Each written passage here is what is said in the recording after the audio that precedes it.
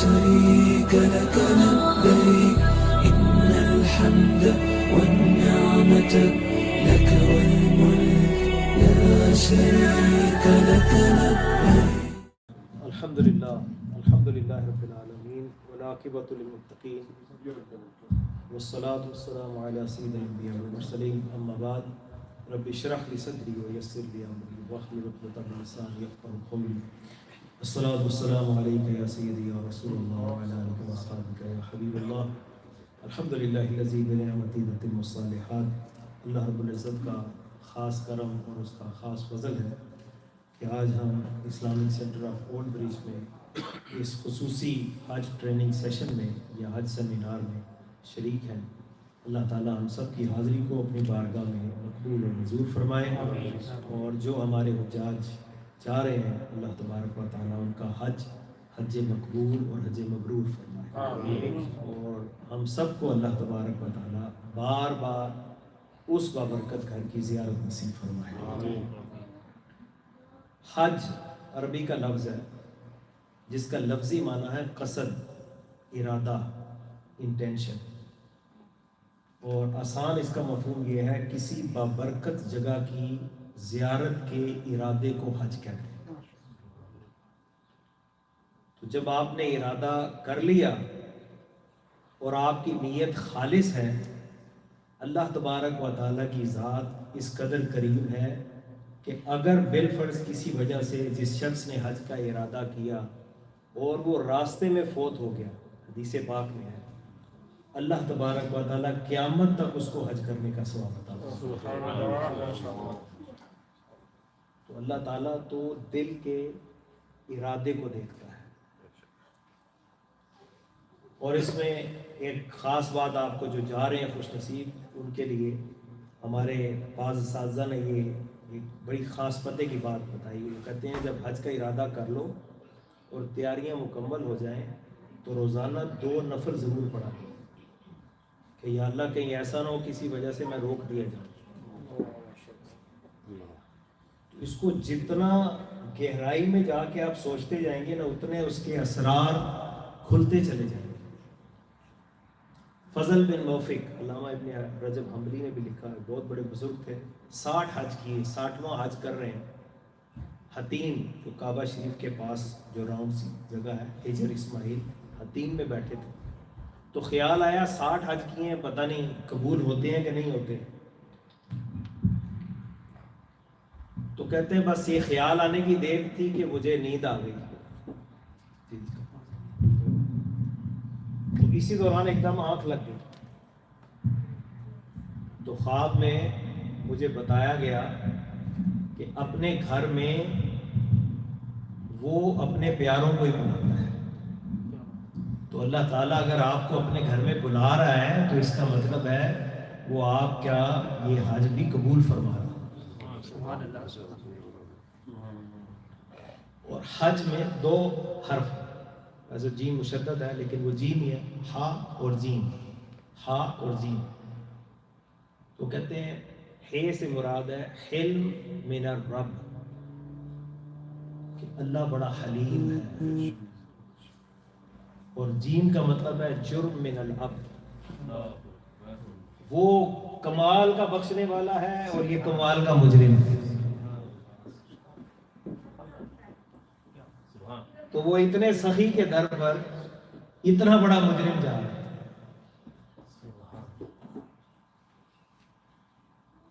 بلکہ اس کو یوں سمجھے کہ دنیا کا یہ اصول ہے کہ جب کوئی ایک کریم آدمی، سخی آدمی، بڑا آدمی اس کے گھر میں دعوت ہو، اس کے خاص مہمان آ رہے ہوں، اس کے اسپیشل، اس کے خاص مہمانوں میں اگر اس کا کوئی ناپسندیدہ یا اس کا مجرم، اس کا بھاگا ہوا غلام بھی ان مہمانوں کے ساتھ شامل ہو کے آ جائے تو وہ کریم اپنے ان دوستوں کا لحاظ کرتے ہوئے اسے بھی معاف کر دے. تو ذرا سوچیں آپ کس گھر میں جا رہے ہیں، اللہ کے اس پاک گھر میں جہاں بڑے بڑے اولیاء صالحین حج کے لیے جا رہے ہیں جو اللہ کے خاص ہیں. تو اس میں ہمارے جیسے گناہگار بھی شامل ہو جائے تو جب رب کی رحمت کے چھینٹے ان پہ پڑیں گے ہمارا بھی بیڑا. تو بہرحال یہ تو ایسی باتیں ہیں کہ جو انسان جتنی بھی کریں کم ہے۔ حضرت ابراہیم علیہ السلام نے یہ دعا کی تھی، وَأَرِنَا مَنَاسِكَنَا، یا اللہ ہمیں مناسک حج کے سکھا دے۔ یہ مناسک جمع ہے منسک، ایک کو کہتے ہیں، اور نسک بھی اس کی جمع ہے، نسک بھی آتا ہے مناسک بھی آتا ہے۔ یہ نسک جو ایپ ہے یہ نسک اسی سے، نسیکہ واحد کو کہتے ہیں۔ نسک ارکان، ریچولز، حج کے جو سٹیپس ہیں ان کو کہتے ہیں مناسک۔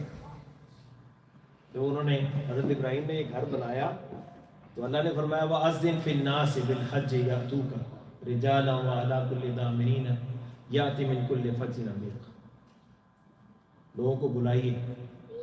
عرض کیا اللہ میں کیسے بلاؤں، یہاں تو کوئی بندہ نہیں، کون سنے گا؟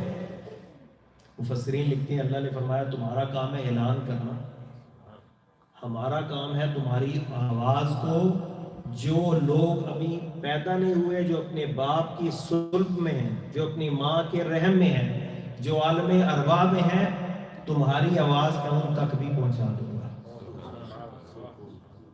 مفسرین کہتے ہیں کہ جب حضرت ابراہیم نے یہ اعلان کیا کہ آ جاؤ حج کے لیے، تو جس نے ایک بار لبیک کہا وہ زندگی میں ایک حج کرے گا، جس نے عالم ارواح میں 10 بار کہا وہ 10 بار حج کرے گا۔ تو حضرت ابراہیم یہ دعا کر رہے ہیں یا اللہ مناسک سکھا دے۔ تو اللہ کے رسول کیا فرما رہے ہیں، ہمارے نبی فرماتے ہیں خذوا عنی مناسککم، کہ اپنے مناسک جو حج کے ریچولز ہیں، حج کے ارکان ہیں، جو سٹیپس ہیں، یہ مجھ سے سیکھو۔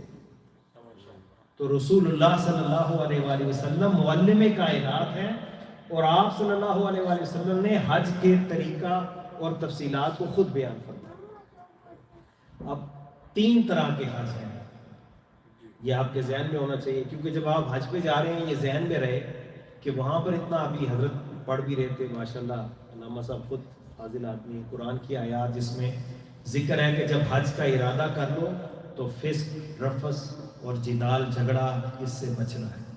اور حج پر پوری دنیا سے کہاں سے لوگ آئے ہوتے ہیں، تو ہر کسی کی اپنی سائیکی ہوتی ہے، ہر کسی کا اپنا ذہن ہوتا ہے، وہ کہے گا یہ نہ کرو، یہ کرو، یہ نہ کرو، یہ کرو، تو آپ کنفیوز ہو جائیں گے۔ تو اس لیے آپ یہ بنیادی باتیں اپنے ذہن میں رکھیں۔ 3 طرح کے حج ہوتے ہیں،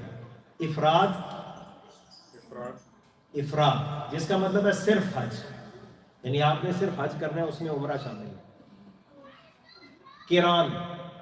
قران کہتے ہیں حج بھی کرنا ہے عمرہ بھی کرنا ہے، لیکن دونوں ایک ہی احرام کے ساتھ کرنا ہے، یعنی اس میں بریک نہیں لینی، عمرہ کر کے احرام نہیں کھولنا، احرام میں ہی رہنا ہے، پھر حج شروع ہو جائے گا، پھر جب حج مکمل ہوگا تب احرام کرنا۔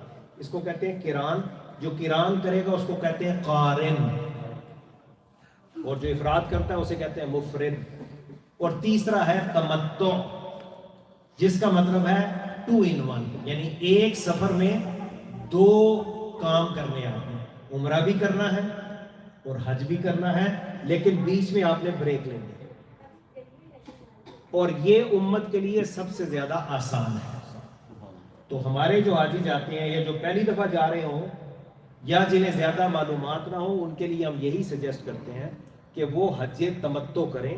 تمتع کا مطلب ہے جب آپ یہاں سے ایک بار جائیں گے آپ نے عمرہ کرنا ہے، جب عمرہ مکمل ہو جائے، اس کی تفصیلات میں بتاتا ہوں کیسے عمرہ ہوتا ہے۔ عمرہ جب ختم ہو گیا آپ احرام کھول کے عام کپڑوں میں آ جائیں، اب آپ پر پابندیاں نہیں، خوشبو نہیں سونگھ سکتے وغیرہ وغیرہ۔ پھر جب حج شروع ہوگا پھر آپ نے دوبارہ احرام کرنا۔ تو یہ تمتع جو ہے کرنے والے کو متمتع کہتے ہیں۔ یہاں کو پوچھ سکتا ہے کہ رسول اللہ صلی اللہ علیہ وسلم نے جو حج کیا تھا وہ قران تھا یا تمتع تھا؟ تو نبی پاک صلی اللہ علیہ وسلم نے جو حج کیا تھا وہ قران تھا۔ پھر اس کی آگے حکمتیں ہیں، وجوہات ہیں، وہ وقت اتنا نہیں ہے، بخاری مسلم میں اس کی پوری تفصیلات بیان کی گئی ہیں۔ اور حضور نے خود فرمایا کہ چونکہ میں اپنے ساتھ قربانی کے جانور لے کے آیا ہوں، اگر میں پہلے اس طرف توجہ کرتا تو میں قربانی کے جانور نہ لاتا تو میں بھی تمتع کرتا۔ تو آپ نے باقی صحابہ سے یہ حکم دیا کہ تمتع کرو، یہ آپ کے لیے اس میں سہولت ہے، کیونکہ حضور جانتے ہیں کہ امت کی آسانی کس میں۔ اگر آپ نے قران کا احرام باندھا اور آپ سے ایک مسٹیک ہو گئی تو اب آپ کو ڈبل جرمانہ دینا پڑے گا، کیونکہ عمرے کی بھی اور حج کی بھی۔ اور اگر آپ تمتع کر رہے ہیں تو پھر اگر آپ نے عمرے کے دوران خطا کی ہے تو ایک دم ہوگا، اور اگر حج کے دوران کی ہے تب بھی آپ پر ایک ہی ہوگا، ڈبل نہیں ہوگا. سمجھے؟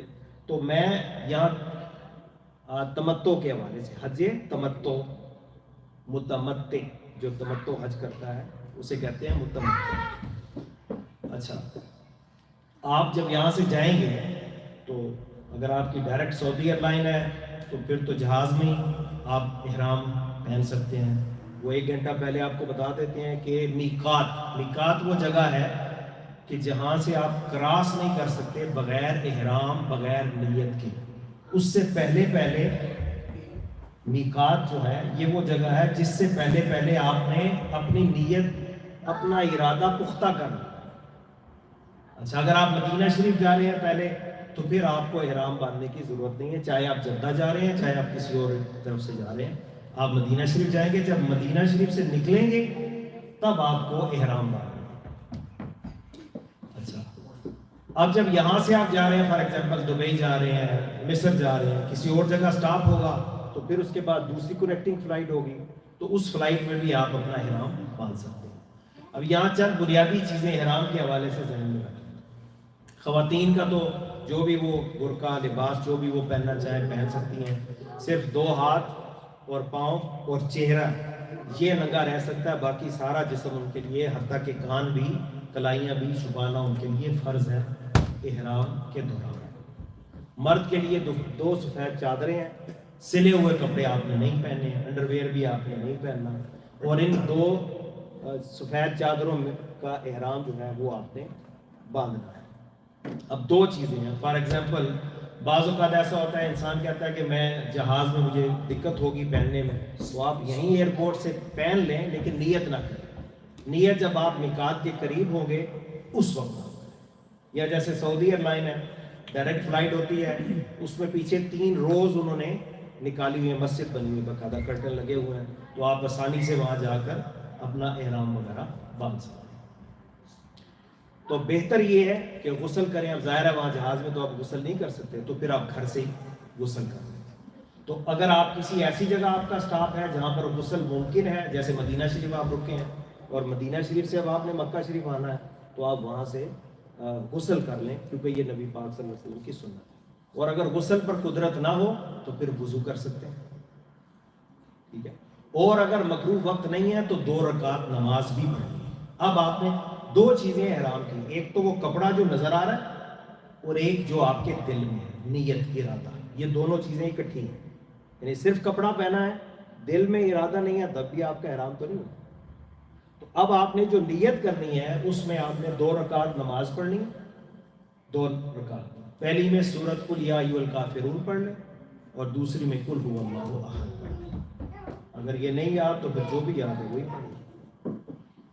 اچھا، اگر بالفرض خواتین کے ایام شروع ہو، یہ بھی ایک سوال ہے، تو اس کے باوجود بھی اب وہ نماز تو نہیں پڑھ سکتی، ظاہر ہے جب تک وہ ایام سے گزرے گی نہیں.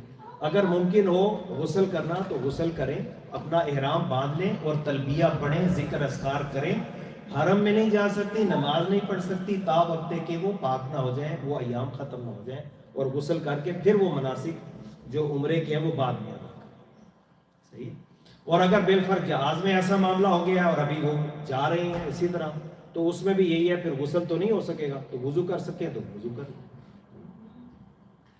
اچھا، اب جب ہم جا رہے ہیں نیت کے ساتھ، ارادے کے ساتھ، اب نیت کے الفاظ عربی میں نہیں آتے، کوئی بات نہیں، آپ اردو میں، پنجابی میں، انگلش میں، جو آپ کی زبان ہے آپ اس میں کر سکتے ہیں. آسان یوں سمجھ لیں، لبیک بے عمرہ، عمرہ کہتے ہیں لبیک بے عمرہ، یا اللہ میں عمرے کی نیت کرتا ہوں. اس طرح کہتے ہیں اللہم انی ارید العمرہ، اگر آپ نے عربی میں کرنا ہے. ورنہ اردو میں کہتے ہیں یا اللہ میں عمرے کا ارادہ کر رہا ہوں، اس کو میرے لیے آسان کر دے اور میری طرف سے اس کو قبول فرما دے. تو آپ کسی بھی زبان میں یا اللہ میں حج کا ارادہ کر رہا ہوں، اس کو میرے لیے آسان کر دے اور میرے حج کو قبول فرما دے، تو آپ کسی بھی زبان میں یہ کر سکتے ہیں. اب آپ نے بلند آواز میں تلبیہ پڑھنا ہے. تلبیہ جیسا حضرت بتا رہے تھے، یہ حج کی سب سے اہم ترین جو ریچول ہے، جو منسک ہے، جو عبادت ہے وہ ہے تلبیہ. رسول اللہ صلی اللہ علیہ وسلم سے پوچھا گیا یا رسول اللہ ای الحج افضل، سب سے افضل حج کون سا ہے؟ آپ نے فرمایا الحج والثج. تلبیہ پڑھیں تو آپ بلند آواز سے لبیک اللہم لبیک لبیک لا شریک لک لبیک ان الحمد والنعمت لک والملک لا شریک لک. تو یہ تلبیہ 3 بار بلند آواز سے پڑھتے ہیں.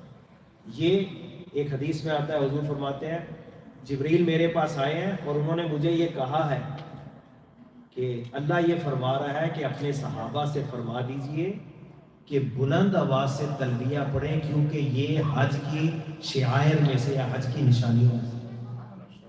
اور ابھی حضرت بھی پڑھ رہے تھے وہ جگہ جگہ فَاذْكُرُوا اللَّهَ عِنْدَ الْمَشْعَرِ الْحَرَامِ، تو مشعر حرام مزدلفہ میں بھی اللہ کا ذکر کرو. فَإِذَا أَفَضْتُم مِّنْ عَرَفَاتٍ فَاذْكُرُوا اللَّهَ، جب عرفات سے آؤ تب بھی اللہ کا ذکر کرو. اور فَإِذَا قَضَيْتُم مَنَاسِكَكُمْ فَاذْكُرُوا اللَّهَ كَذِكْرِكُمْ آبَاءَكُمْ وَأَشَدَّ ذِكْرًا، وہاں پہ بھی اللہ کا ذکر ہے. تو ذکر اللہ. اور ایک حدیث میں یہ الفاظ ہے سب سے افضل حج کیا ہے؟ اکثرہم للہ ذکرا. سب سے افضل حاجی وہ ہے جو کثرت سے اپنے رب کا ذکر کرے. کثرت سے اللہ کا ذکر، اللہ کا نام. اور اس میں تکبیر کا بھی اضافہ کر دیں جو عید پہ بھی پڑھی جاتی ہے. آپ نے کئی دفعہ پڑھی اللہ اکبر لا الہ الا اللہ واللہ اکبر وللہ الحمد. 3 دفعہ اس کو پڑھ لیں. تو یہ رپیٹ کرتے رہیں، بار بار اس کو پڑھتے جائیں، بار بار تلبیہ. اور تلبیہ تو یہ ہے نا جیسے آپ گویا کہہ رہے ہیں یا اللہ میں تیری بارگاہ میں حاضر، لبیک مولا تیرا یوں سمجھ لیں ایک مجرم آقا کی بارگاہ میں حاضر ہو گیا، مولا میں حاضر ہوں، لبیک اللہم لبیک لبیک لا شریک، تیرا کوئی شریک نہیں. ان الحمد، یا اللہ ساری تعریفیں تیری ہیں، والنعمت، ساری نعمتیں تیری ہیں. تیری نعمت اور تیرے کرم سے تو میں تیرے گھر کی طرف آ رہا ہوں. لک والملک، یا اللہ جو ملک ہے، ملکیت ہے، حکومت ہے، اقتدار ہے، پوری دنیا تیرے تصرف میں ہے، تو ہر چیز کا مالک ہے، تیرا کوئی شریک نہیں. تو فرمایا سب سے افضل حج کیا؟ الحج والثج. اور سج کیا ہے؟ نحر البدن، اونٹ ذبح کرنا، اونٹ ذبح کرنا. تو سب سے افضل حج وہ ہے کہ جس میں آپ بلند آواز سے تلبیہ پڑھیں اور آپ اچھا ہم نے اکثر دیکھا ہے لوگ ماشاءاللہ اب تو خیر وہ گروپ کا گورنمنٹ کے سارا شروع ہو گیا. پہلے دارالسلام اور بڑے بڑے وہ ہوتے تھے لوگ 20,000 25,000 والا VIP پیکج لے کے جا رہے ہیں، یہاں سے بھی بزنس کلاس، وہاں بھی 5 اسٹار لیموزین سب کچھ. لیکن جب قربانی کی باری آئے گی گوٹ اور شیپ وہی 480 ریال میں، 370 ریال میں، $100 میں بس. اللہ کے نبی فرما رہے ہیں سب سے افضل حج کون سا ہے؟ جس میں اونٹ کی قربانی کی جائے.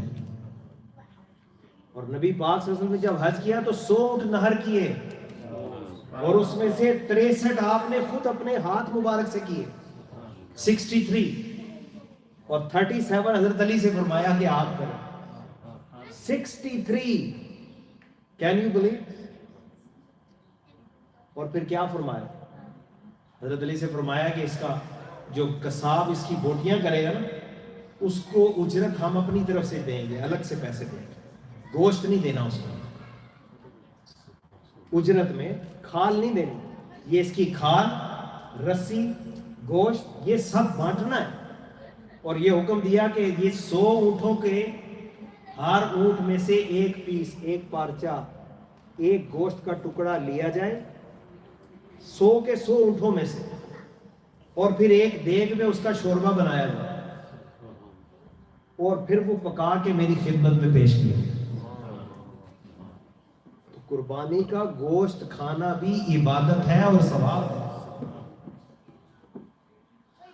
تو خیر بات لمبی ہو جائے گی. تو میں یہ عرض کر رہا تھا کہ عمرے کے لیے آپ نے اب نیت کر لی میقات سے پہلے. اگر آپ جہاز میں ہیں تو آپ جہاز میں کریں گے، اور اگر جہاز میں ممکن ہوگا 2 رکعت نماز ادا کرنا جیسے سعودی ایئر لائن ہے تو آپ 2 رکعت بھی پڑھ سکتے ہیں. اور اگر نہیں ممکن ہے تو کوئی بات نہیں، بغیر نماز کے بھی آپ نیت کر سکتے ہیں میقات سے پہلے. کیونکہ اگر یہ باؤنڈری ہے نا، میقات کہتے ہیں باؤنڈری کو، اگر آپ نے بغیر احرام اور نیت کے میقات کو کراس کر دیا تو اب آپ مجرم ہو گئے، اب آپ نے ایک وائلیشن کر دی، اب اس کے بدلے میں آپ کو ایک دم دینا پڑے گا، یعنی ایک چھوٹی قربانی ایکسٹرا دینی پڑے گی، اور وہ بھی حدود حرم میں ذبح کرنی پڑے گی۔ تو یہ چیزیں پتہ ہونی چاہیے۔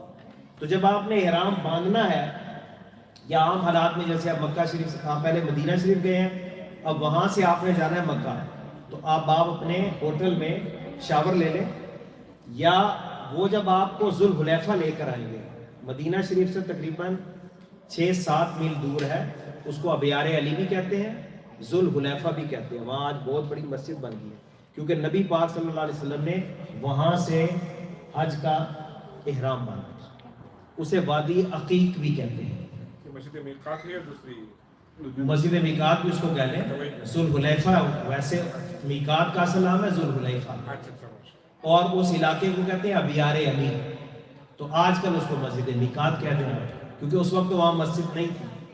یہ ہے وادی عقیق، اور حدیث بخاری کی ہے، حضور فرماتے ہیں آج رات کو میرے پاس ایک فرشتہ آیا اور اس نے کہا صلی انکا انت بواد المبارک، اے محمد آپ اس جگہ نماز پڑھیں کیونکہ آپ جس بستی میں ہیں یہ بستی برکتوں والی ہے۔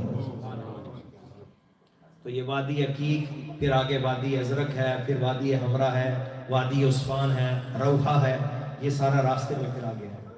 تو وہاں پر باقاعدہ مسجد کے غسل خانوں میں غسل خانے بنے ہوئے ہیں، اگر آپ شاور لینا چاہتے ہیں وہاں بھی شاور لے سکتے ہیں، 2 رکعت نماز پڑھیں گے، پھر آپ نیت کر کے اب آپ کا سفر جو ہے وہ شروع ہو۔ تو اس دوران آپ نے تلبیہ پڑھنا ہے، ذکر، اور جب آپ تلبیہ پڑھیں اس کے بعد جو دعا مانگیں گے وہ قبول ہوتی ہے۔ تو حدیث میں اس کا ذکر آتا ہے کہ آپ یہ دعا ضرور مانگیں، یا اللہ مجھے جنت عطا کر دے، یا اللہ مجھ سے راضی ہو جا، یا اللہ مجھے جہنم سے آزاد کر دے۔ اس کے علاوہ اور جتنی بھی دعائیں آپ کرنا چاہیں کر سکتے ہیں۔ تو اب جب آپ حرم شریف میں پہنچ جائیں گے مکہ میں، تو یہ بات ذہن میں رکھیں کہ عمرہ کرنا فی الفور ایسا کوئی ضروری نہیں ہے کہ گن پوائنٹ پہ ہے کہ سامان ادھر جا رہا ہے اور پتہ نہیں چیزیں گھوم رہی ہیں، آپ کہیں گے نہیں جلدی سے دوڑو اور جا کے عمرہ کر لو۔ نہیں بھائی، کوئی جلد بازی نہیں، کہیں عمرہ کہیں نہیں جا رہا، آپ آج چھوڑ کے کل کر لیں، پرسوں کر لیں، چوتھ کر لیں، کوئی مسئلہ نہیں، کوئی ٹینشن نہیں۔ اپنے جو لوازمات بشری ہیں، جو ضروریات ہیں، پہلے ان کو آسانی کے ساتھ ہینڈل کریں۔ آپ کا پاسپورٹ، آپ کا سامان، آپ کا کمرہ، آپ اپنی جگہ پر پہنچ گئے۔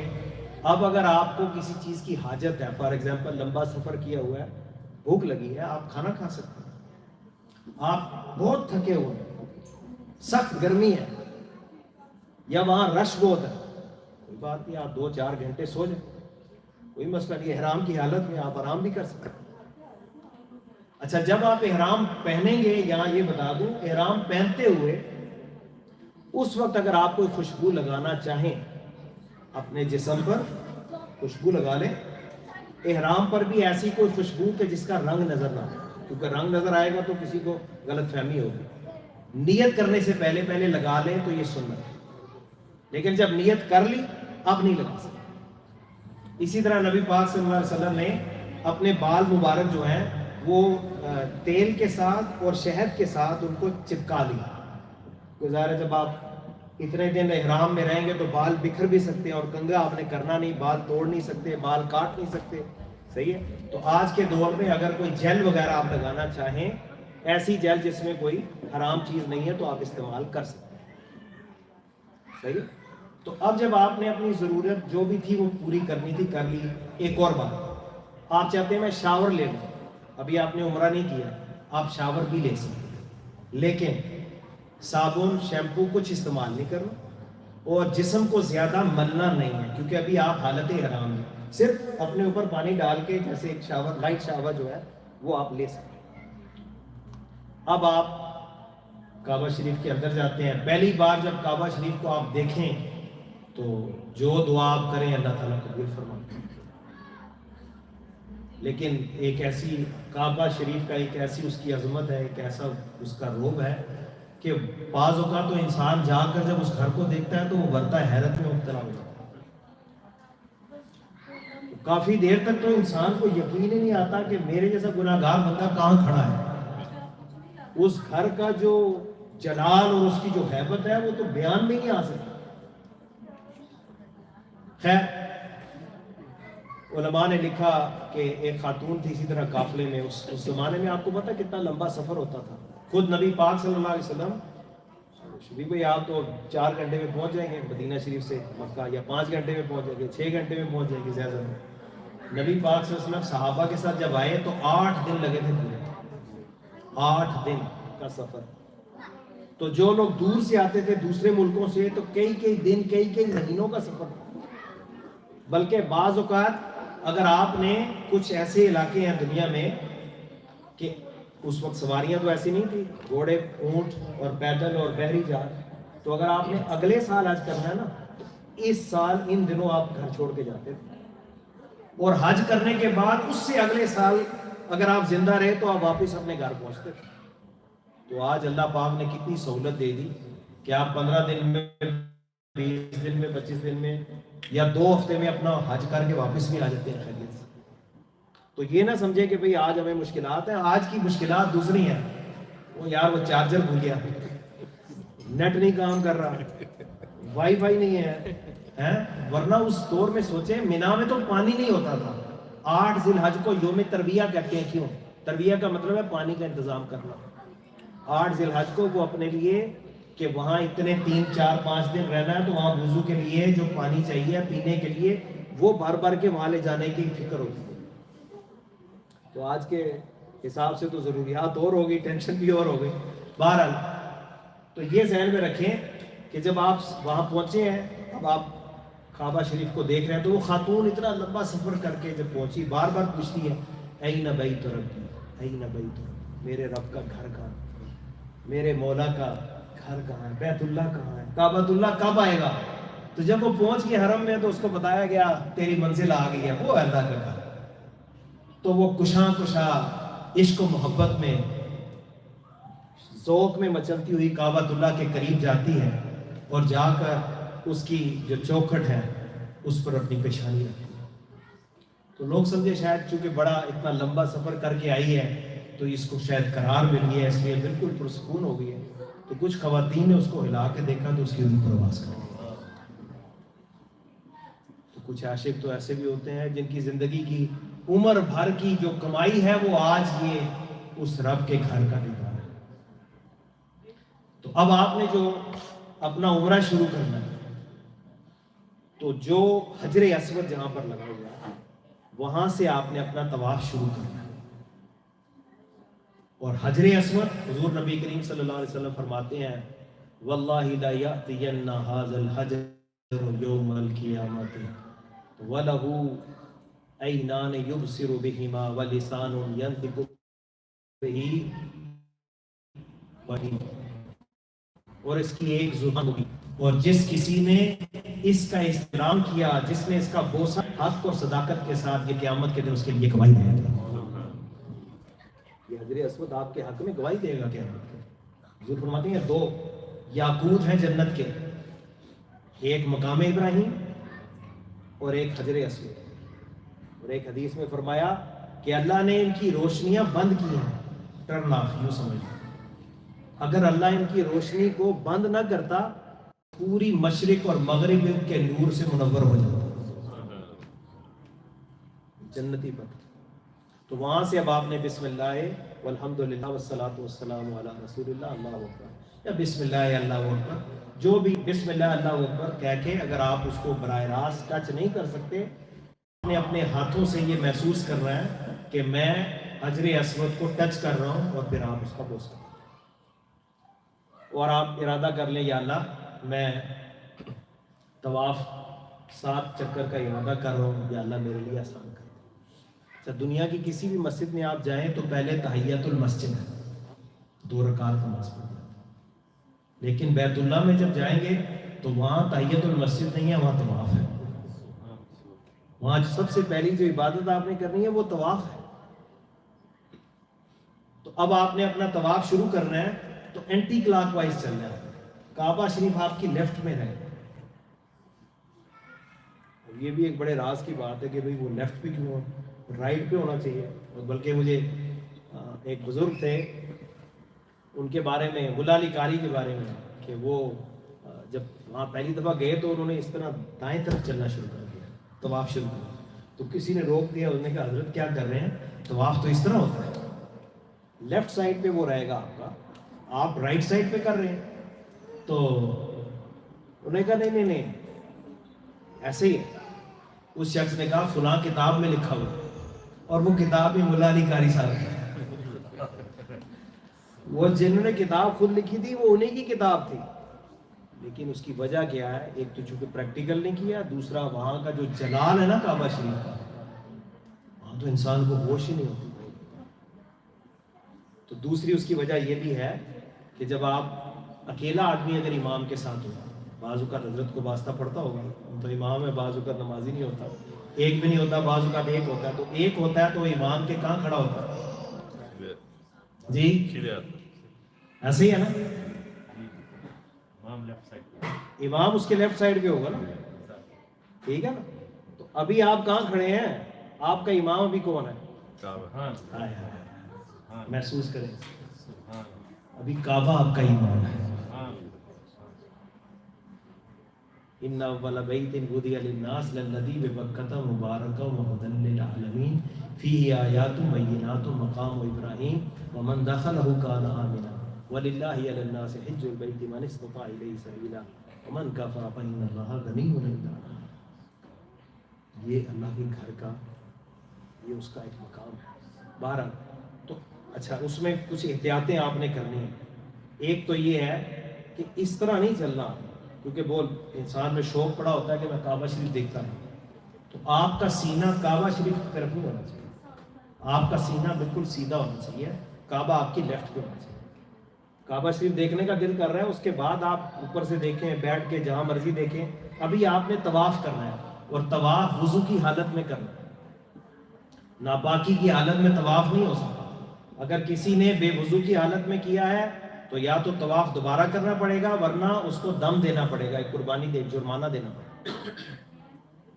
اور اگر خواتین کے مخصوص ایام شروع ہو چکے ہیں تو وہ بھی حرم میں نہیں جا سکتی، وہ طواف نہیں کر سکتی، وہ ہوٹل میں رہیں اور ذکر اذکار اور تسبیحات کرتی رہیں یہاں تک کہ وہ ایام گزر جائیں. پاک ہونے کے بعد اب آ کر وہ عمرہ ادا کریں. تو اب آپ کوئی بھی دعا پڑھ سکتے ہیں. میں نے دیکھا اکثر لوگ بڑی بڑی کتابیں رکھی ہوئی ہیں اور کتابیں پڑھ رہے ہیں، ادھر سے دھکے لگ رہے ہیں. وہ بھائی یہاں پڑھنا نہیں ہے، دعا پڑھنے میں اور مانگنے میں فرق ہے.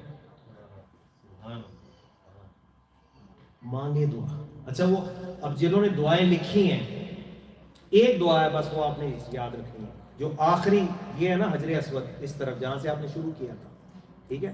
اب جب آپ واپس گھوم پھر کے آئیں گے حجر اسود کے اس طرف والا، جو ایک طرف رکن یمانی اور ادھر حجر اسود، تو اس طرف جو ہے وہ نبی پاک صلی اللہ علیہ وسلم یہ دعا پڑھتے تھے جو ابھی حضرت قرآن کی پڑھ کے بتا رہے تھے. ربنا آتنا فی الدنیا حسنہ وفی الآخرۃ حسنہ وقنا عذاب النار، کہ یا اللہ ہمیں دنیا کی بھی بھلائی عطا کر دے، ہمیں آخرت کی بھی بھلائی عطا کر دے، اور اے اللہ ہمیں عذاب نار سے، جہنم کے عذاب سے بچا دے. ایک حدیث میں آتا ہے 70,000 فرشتے آپ کی اس دعا پر آمین کرتے ہیں.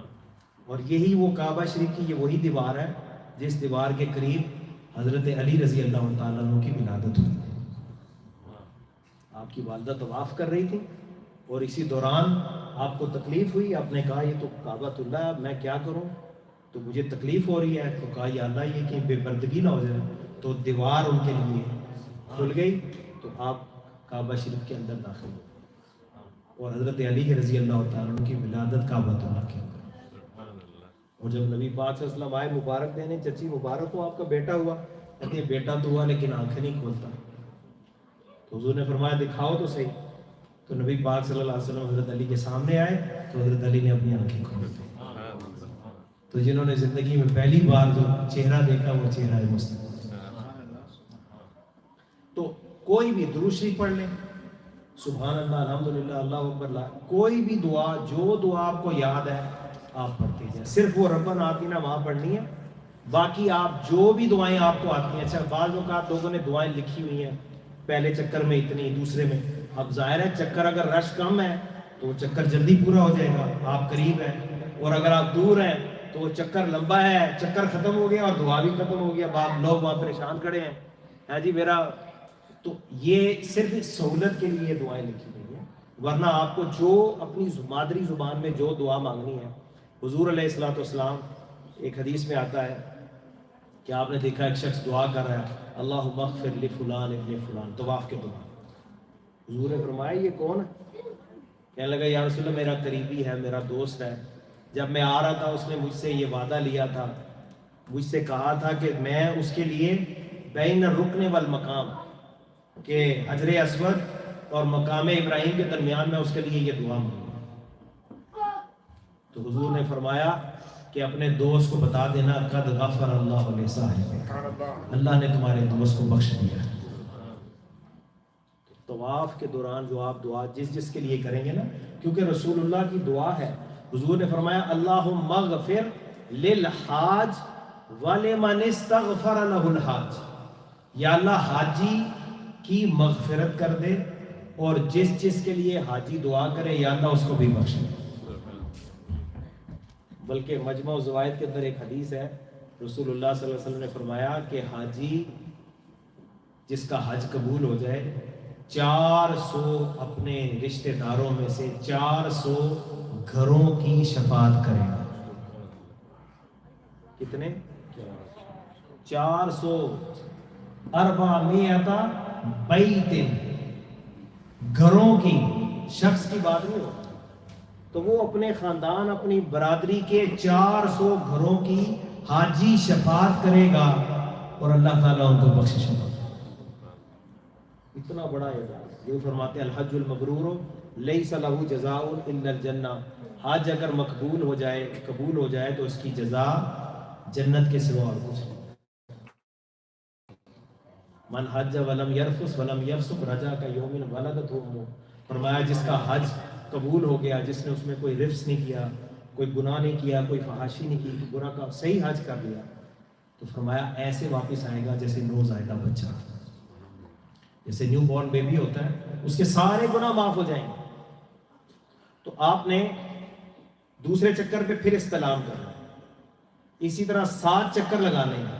اچھا چونکہ اس طواف کے بعد آپ نے صحیح بھی کرنی ہے تو اس میں آپ نے اتباع یہ ہے کہ آپ نے اپنا دایاں کندھا جو ہے وہ ننگا رکھنا ہے. یہ 7 چکر میں آپ نے کرنا ہے اتباع. یہ ہر اس طواف میں ہوگا جس کے بعد صحیح ہے. جس طواف کے بعد صحیح یعنی نفلی ویسے کوئی طواف کر رہے ہیں اس میں نہیں کر رہے. رمل 3 چکروں میں کیا جائے تو رمل جو ہے یہ صرف پہلے 3 میں کیا جائے گا. چھوٹے چھوٹے قدموں کے ساتھ شانے ہلا ہلا کے چلنا، صرف مرد کریں گے، عورتیں نہیں. اور اگر لوگ زیادہ ہیں اور شانے ہلانے سے دوسروں کو تکلیف ہے تو پھر بے شک چھوڑ دیں. تو 7 آپ نے چکر لگانے اور 8 آپ نے استلام کرنا ہے حجر اسود کی طرف. 8 دفعہ آپ نے استلام کرنا.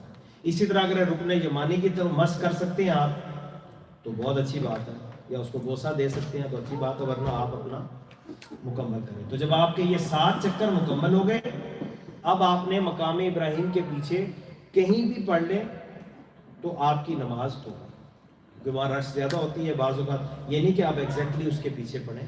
مقام ابراہیم کے پیچھے کہیں بھی مسجد میں آپ کو جگہ مل گئی تو آپ نے 2 رکعت نماز ادا کرنا ہے. اس کے بعد زمزم شریف پینا. حضور فرماتے ہیں جس نیت سے زمزم پیئیں گے وہ مراد پوری ہوگی. علامہ ابن حجر اسقلانی رحمۃ اللہ علیہ فرماتے ہیں میں نے یہ نیت کی کہ یا اللہ مجھے بھی امام زاہبی جیسا بنا دے.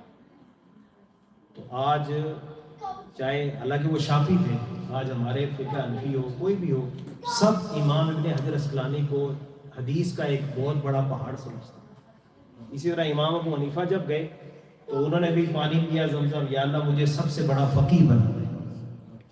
اسی لیے امام شافعی کہہ رہے ہیں کہ ہم سب الناس عیال ابی حنیفہ، سارے فقہا ابو حنیفہ کے خاندان کے بچے ہیں. تو بہرحال جو بھی آپ کی نیت ہے، پھر حضور نے فرمایا یہ بیماری سے شفا ہے. اور ایک اور حدیث حضور نے فرمایا ہمارا مسلمانوں کا، ایمان والوں کا اور منافقوں کا فرق کیا ہے زمزم پینے میں۔ حضور فرماتے ہیں منافق پیے گا نہیں، اگر پیے گا تو ایک کا چسکی لے گا، اور حضور نے فرمایا لیکن مومن اس کو اس طرح پیے گا کہ اس کی پسلیوں میں بھی زمزم بھر جائے۔ یتدلعون، اس کی پسلیوں میں بھی زمزم بھر جائے، تو خوب خوب زمزم شریف پی، بلکہ جتنے دن وہاں رہے زمزم ہی پی۔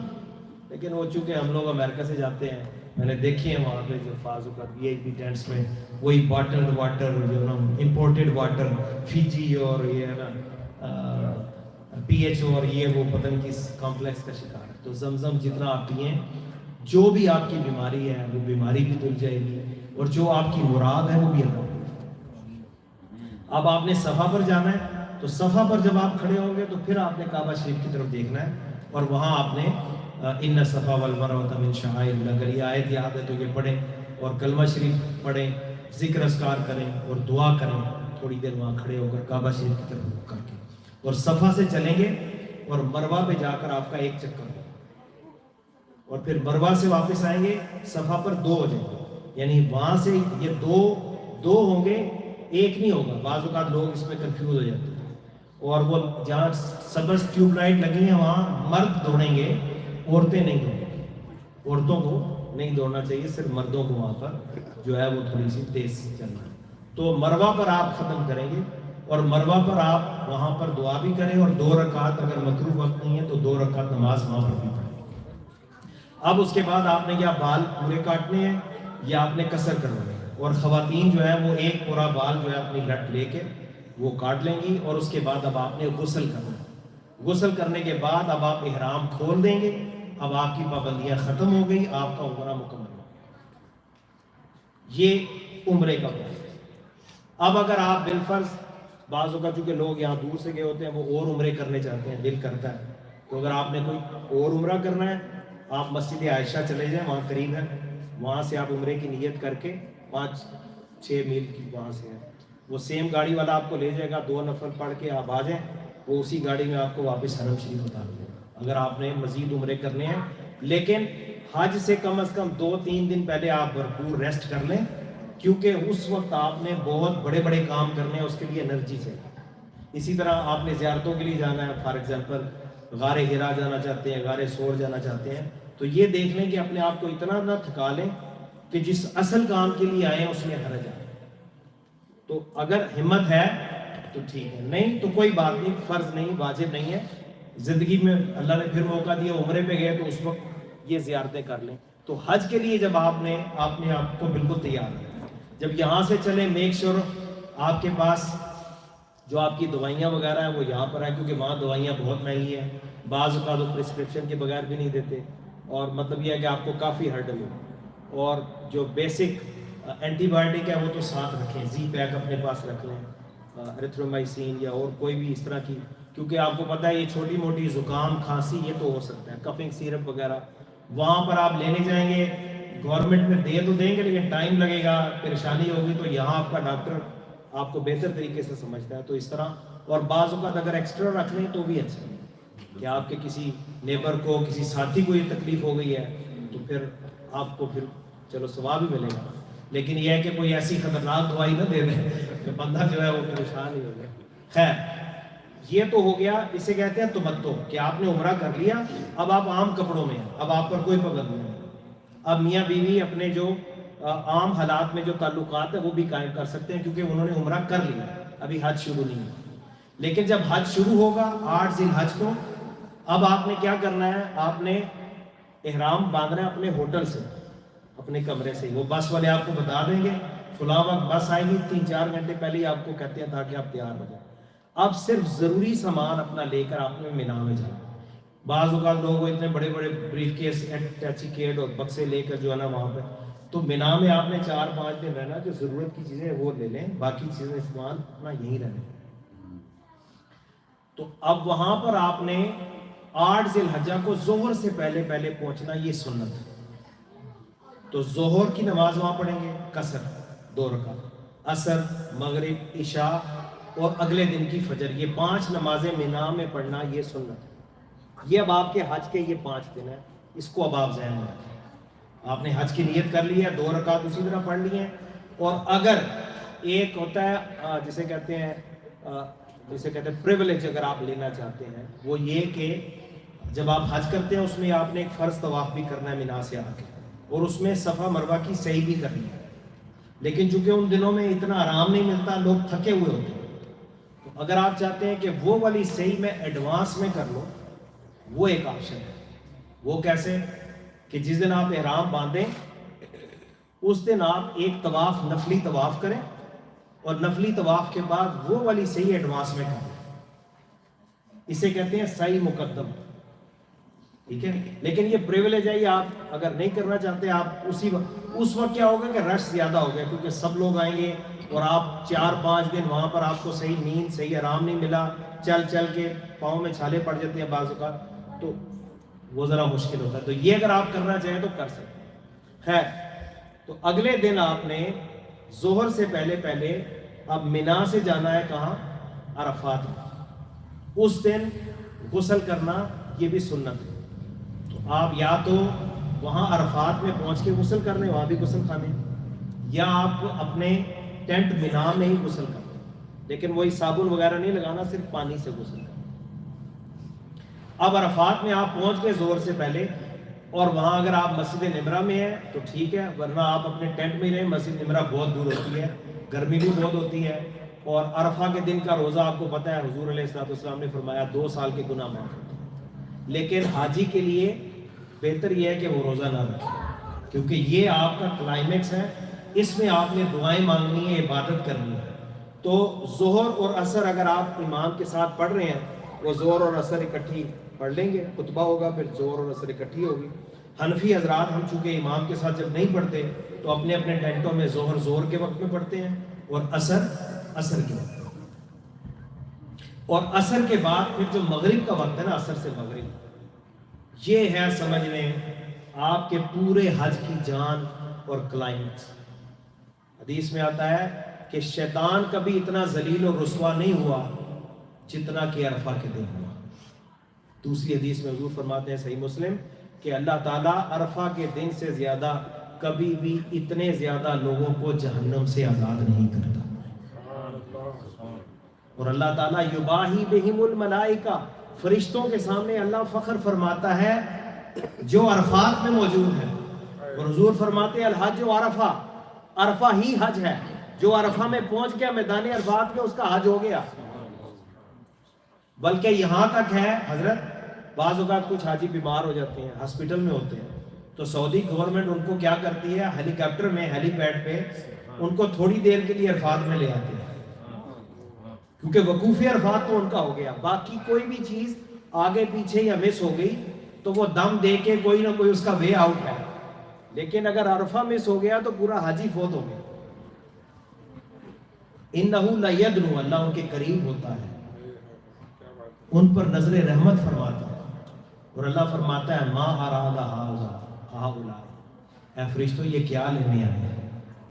اب اللہ بھی جانتا ہے کیا لینے آئے ہیں۔ تو یہ محبت، باب محبت میں سے، تو میدان عرفات بخشش، مغفرت، رحمت لوٹنے کا مقام ہے۔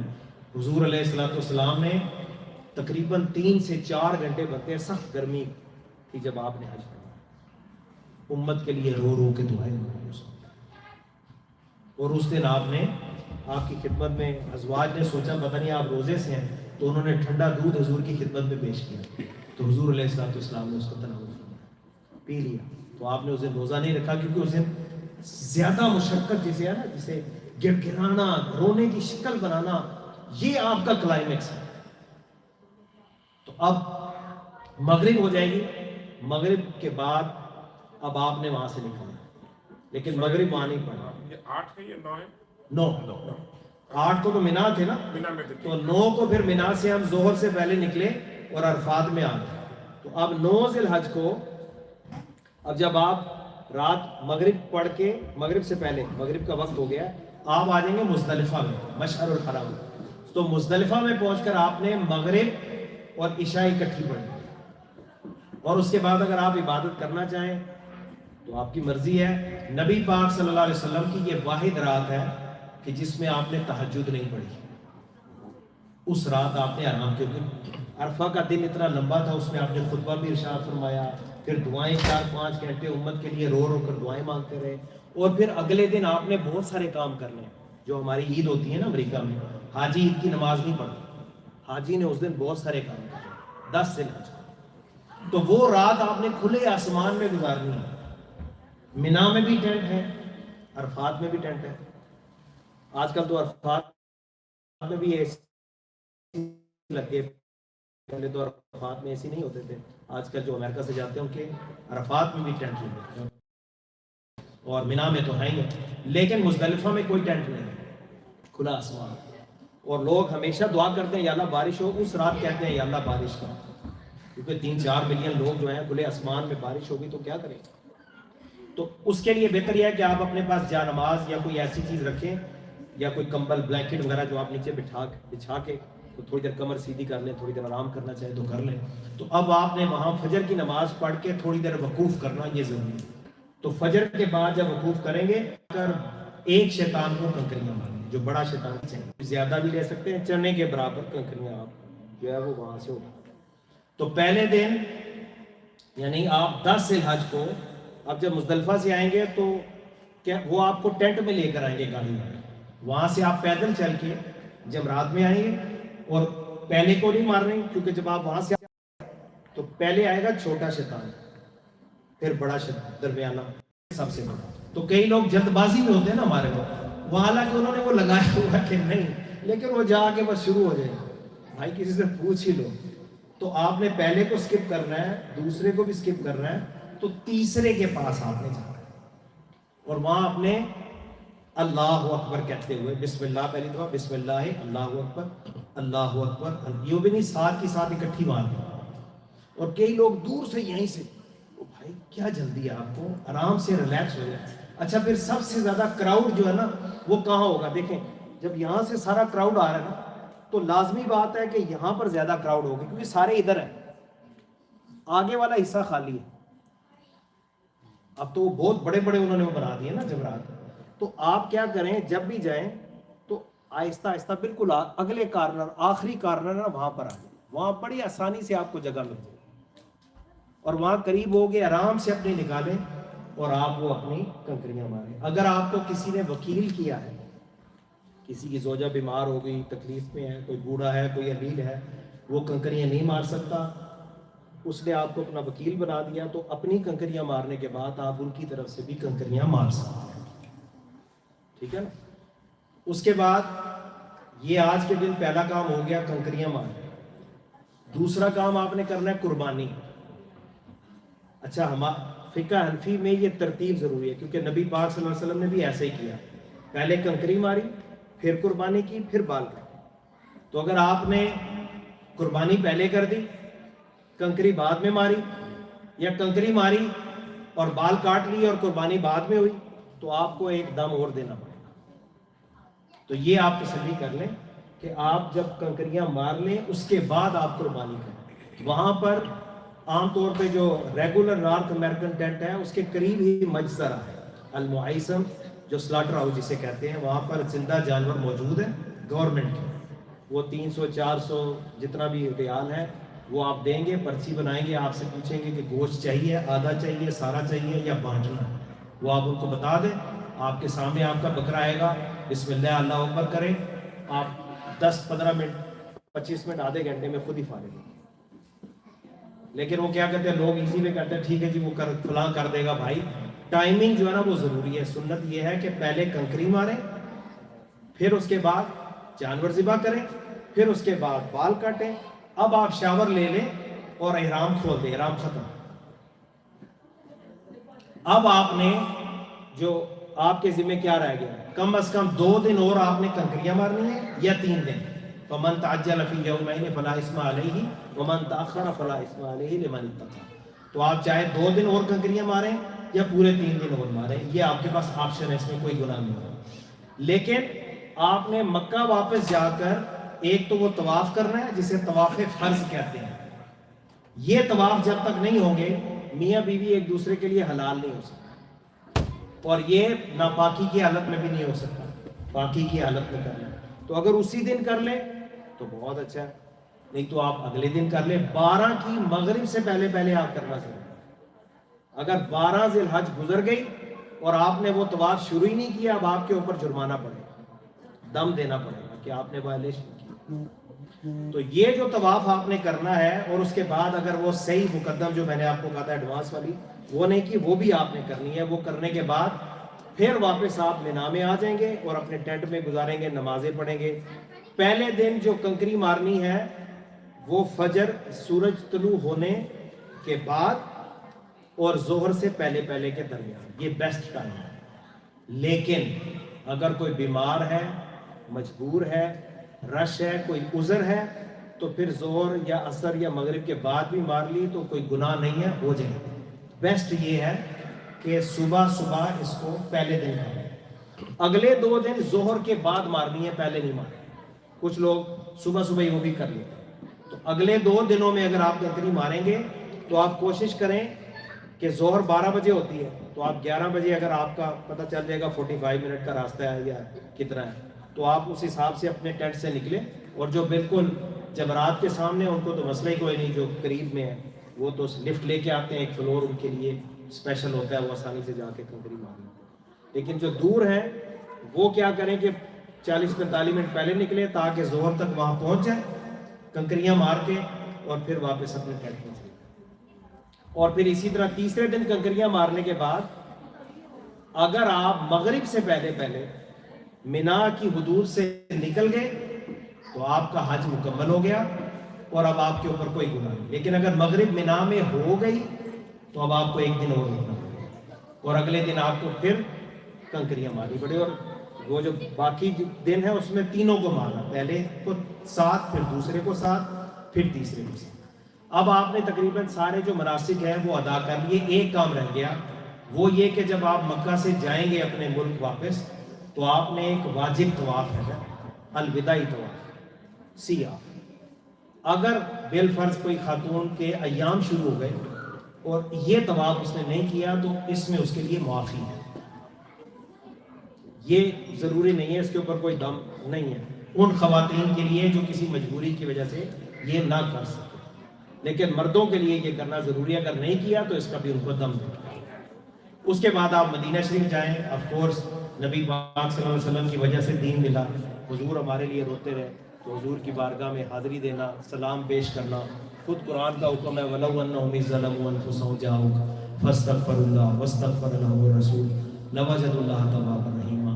اے حبیب, یہ ظالم, یہ لوگ جنہوں نے اپنی جانوں پہ ظلم کیا, اگر آپ کی بارگاہ میں آ جائیں, آپ کے پاس آ جائیں, پھر اللہ سے معافی مانگیں اور آپ بھی ان کی شفاعت کر دیں. یہ قرآن ایسا لَوَجَدُوا اللَّهَ تَوَّابًا رَحِيمًا, کہ پھر آپ دیکھیں گے کہ اللہ ان کی توبہ بھی قبول کرتا ہے اور اللہ ان پر رحم بھی کرتا ہے. علامہ نووی رحمۃ اللہ علیہ نے, ابن حجر نے, اور بڑے بڑے کابر نے, سب نے اس کو نقل کیا. وہ کہتے ہیں امام اتبی وقت کے بہت بڑے عالم تھے. وہ کہتے ہیں میں ریاض الجنہ کے پاس ممبر شریف کے پاس بیٹھا تھا, ایک بدو آ گیا. اور آج بھی اگر آپ جائیں تو جو گنبد شریف کے سنہری جالیوں کے سائڈوں میں جو پلر ہے نا, اس بدو نے جو شعر پڑھے تھے عربی میں وہ آج وہاں لکھے ہوئے ہیں, آج بھی لکھے ہوئے. وہ کہتے ہیں کہ وہ بدو آ کے رونے لگا, یہ آیت پڑھتا ہے اور کہتا ہے یا رسول اللہ, اللہ نے فرمایا کہ گناہ کرے تو آپ کے پاس آ جائے, میں آ گیا. اور اللہ نے کہا توبہ کرے, میں اللہ سے توبہ بھی کر رہا ہوں, اب آپ بھی میری سفارش کر دیں. اور پھر اس نے وہ اشعار کہے, یا خیر من دفنت بالقاع اعظمه فطاب من طیبهن القاع والاکم نفسی فداء لقبر انت ساکنه فیہ العفاف وفیہ الجود والکرم. اور آگے بھی اشعار ہے وصاحباک فلا انساہما ابدا من السلام ما جر القلم. اور پھر فرمایا انت الشفیع الذی ترجى شفاعته الا ما زلت الصراط قدم. تو وہ اشعار اس نے کہا, اپنی محبت کا اظہار کیا. تو امام اتبی کہتے ہیں کہ اسی وقت مجھے غنودگی آ گئی, میں سو گیا اور میں نے خواب میں رسول اللہ صلی اللہ علیہ وسلم کو دیکھا اور حضور نے فرمایا الحق یا اتبی الحق الاعرابی, اے اتبی اٹھو اور اس بدو کو جا کے یہ خوشخبری سنا دو، بشرو ان اللہ قد غفر لہ، اسے خوشخبری دے دو کہ اللہ نے اس کے گناہوں کو معاف کر دیا۔ تو رسول اللہ کی بارگاہ میں جائیں تو اس نیت سے جائیں، اور یہ جو اصل جو حج ہے نا وہ یہی ہے، آپ نے جب ارادہ کر لیا تو آپ کا حج نیت ہے، اللہ تعالیٰ نیت کو دیکھتا ہے۔ غزوہ تبوک سے جب رسول اللہ واپس آئے تو حضور نے فرمایا ان بالمدینۃ اقواما، مدینہ میں کچھ لوگ ایسے ہیں جو تمہارے ساتھ نہیں ہیں، ما سرتم مسیرا ولا قطعتم وادیا الا وکانوا معکم حبسہم الحزن۔ حضور نے فرمایا تم جس بستی میں بھی گئے نا، جو بھی تم نے کام کیا وہ تمہارے ساتھ تھے ثواب اور اجر میں، اس لیے کہ صرف ویلڈ ایکسکیوز کی وجہ سے وہ نہیں آ سکے، وہ آنا چاہتے تھے لیکن مجبوری کی وجہ سے نہیں آ سکے۔ اس کے باوجود جتنا اجر تمہیں آنے کے بعد ملا ہے ان کو اللہ نے بغیر آیا تھا۔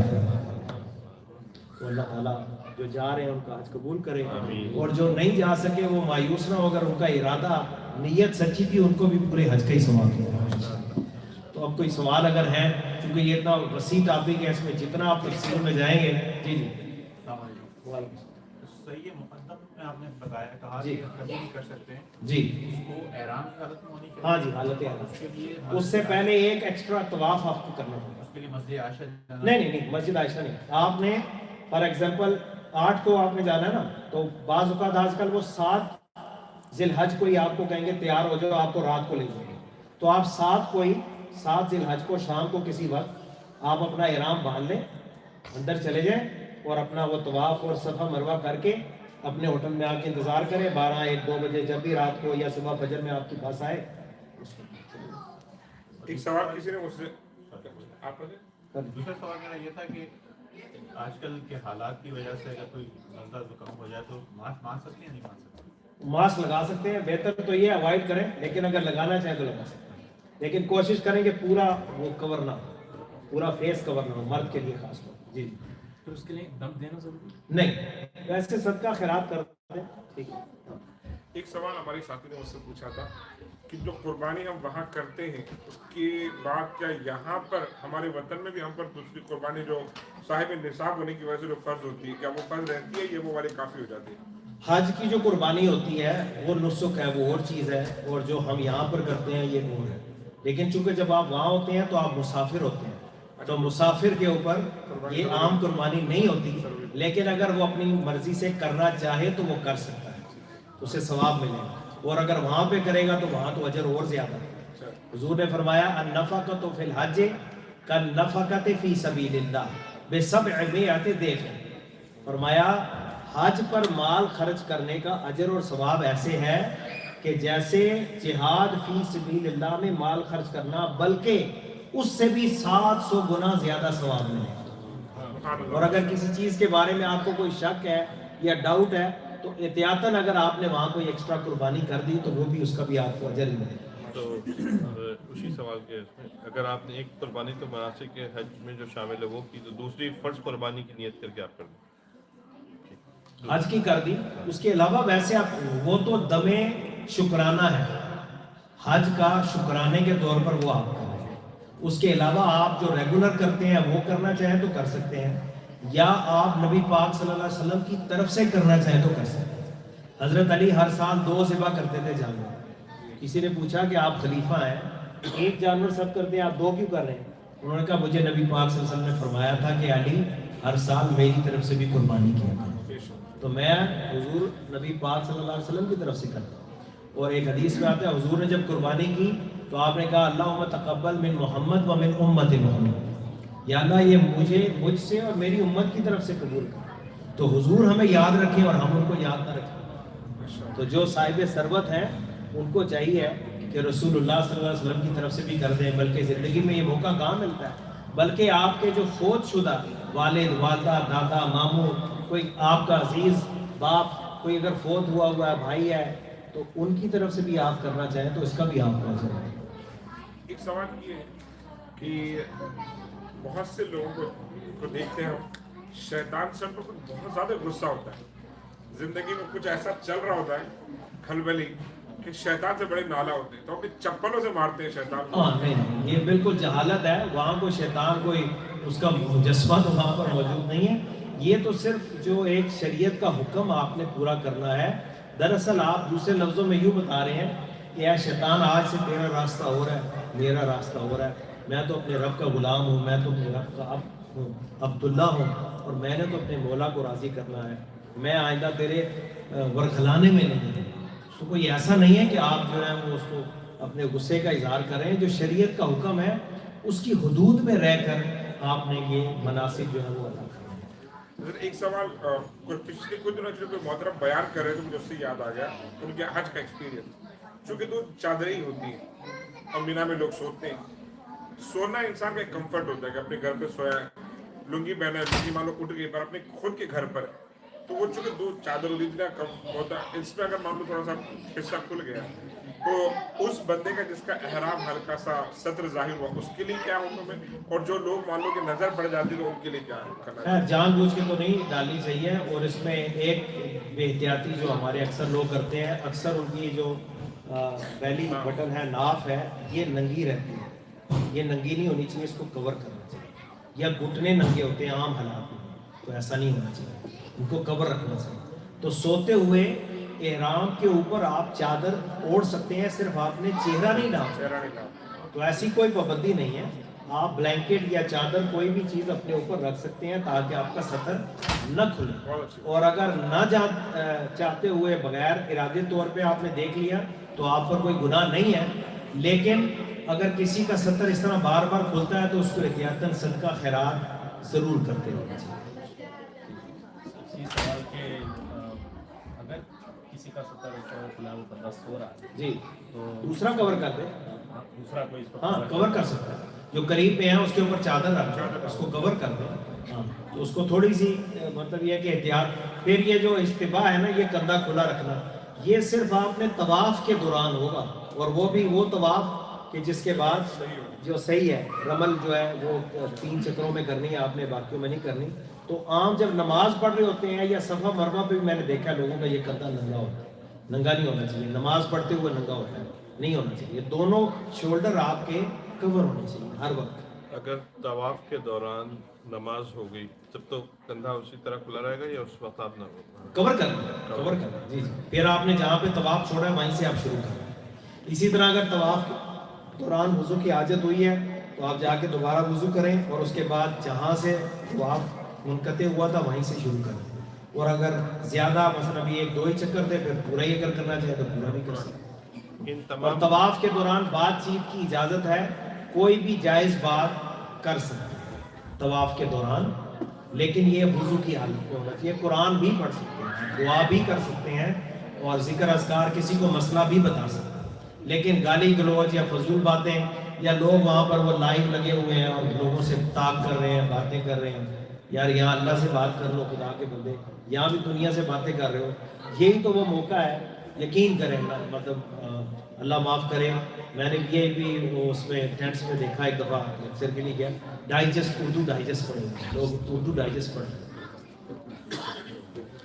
मतलब आप इबादत के लिए आए हैं, इस्तिग़फ़ार करें, दुरूद शरीफ पढ़ें, जिक्र करें, तीसरा कलमा सुभान अल्लाह वल्हम्दुलिल्लाह वला इलाहा इल्लल्लाह अल्लाहु अकबर, और दीगर जितने भी जिक्र अज़कार हैं वो करें, गिड़गिड़ाएं, माफ़ी मांगें, यहाँ पर आपकी दुआ कबूल होगी। तो ये ज़िंदगी में एक दफ़ा आपको मौका मिला, पता नहीं दोबारा मिलता नहीं मिलता, अल्लाह बार बार नसीब करे, लेकिन उस मौके से फ़ायदा उठाएं। जी, 2 सवाल। एक तो ये कि इन सारे हज के अमाल जो मनासिक हैं, इनमें कोई भी मखसूस दुआ है सिवाय वो जो तवाफ में बना देना फिर? कुछ भी नहीं, आप जो मर्जी पढ़ते रहें, कोई एक आपको तलबिया वो याद कर रहे हैं, लब्बैक अल्लाहुम्मा लब्बैक लब्बैक ला शरीका लक लब्बैक इन्नल हम्दा वन निअमत लक वल मुल्क ला शरीका लक, और एक वो दुआ है। बाकी जितनी भी दुआएं हैं अगर आपको अरबी में आती हैं ठीक है, अगर नहीं आती जो भी दुआ आपको आती है, जैसे हम लैलतुल कदर की दुआ अल्लाहुम्मा इन्नका अफ़ुव्वुन तुहिब्बुल अफ़्वा फ़अफ़ु अन्नी, सबको याद है, अल्लाहुम्मा अजिरनी मिनन नार, अल्लाहुम्मा इन्नी असअलुकल जन्नह व अऊज़ु बिका मिनन नार। ये छोटी छोटी दुआएं अगर आपको याद है अरबी में तो ठीक है, नहीं تو آپ دیکھیں استغفر اللہ، یہ کتنی بڑی بھی حضرت آیات پڑھ رہے تھے جس میں اللہ فرما رہا ہے کہ عرفات میں آنے کے بعد بھی استغفار کرو، کیونکہ ایک مومن کبھی بھی اللہ کی بخشش مغفرت رحمت سے بے نیاز نہیں ہو سکتا، اور جتنی آپ استغفار کریں گے اتنے ہی درجے بلند ہوں گے۔ امام احمد بن حنبل جو ہیں وہ جب تشریف لائے غالباً مصر میں، تو ان کو وہاں کوئی جانتا نہیں تھا، تو ایک مسجد میں چلے گئے۔ تو آپ کو پتہ ہے مسجد کی ایک پالیسی ہوتی ہے، عشاء کی نماز ہوگی، وہ آ گیا خادم، اس نے کہا چلو چلو باہر نکلو، یہاں نہیں رک سکتے ہو، میں مسافر ہوں، میرے پاس کوئی جگہ نہیں، یہ نہیں بتایا میں کون ہوں۔ تو آج کل تو لوگوں کو ویسے ہی پتہ چلتا ہے، لوگ پہچانتے ہیں، اس زمانے میں کون جانتا تھا دوسرے ملک سے آیا۔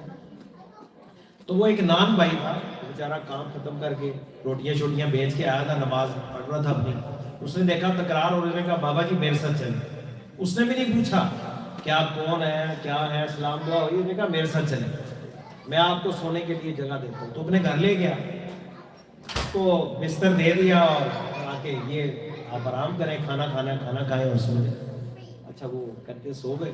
تو صبح سحری کے وقت وہ نان بھائی اٹھا، ظاہر اس کا تو کام ہی یہی ہے، روٹیاں بیچنا، نان بیچنا، تو اب وہ آٹا گوندھ رہا ہے، کیونکہ بہت سارا آٹا گوندے گا تو سارا دن بیچے گا۔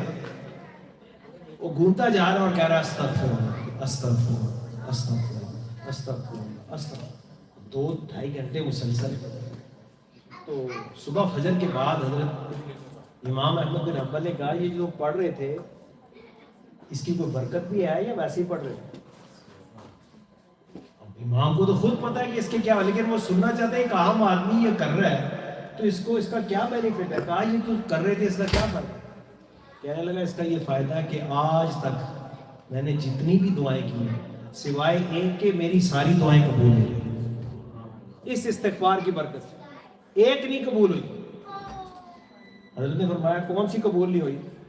کہنے لگا خواہش تھی، امام احمد بن حنبل بہت بڑے امام ہیں، میں دعائیں کرتا ہوں، کب سے کر رہا ہوں کہ کب ان کی زیارت ہوگی، کب ان سے ملوں گا۔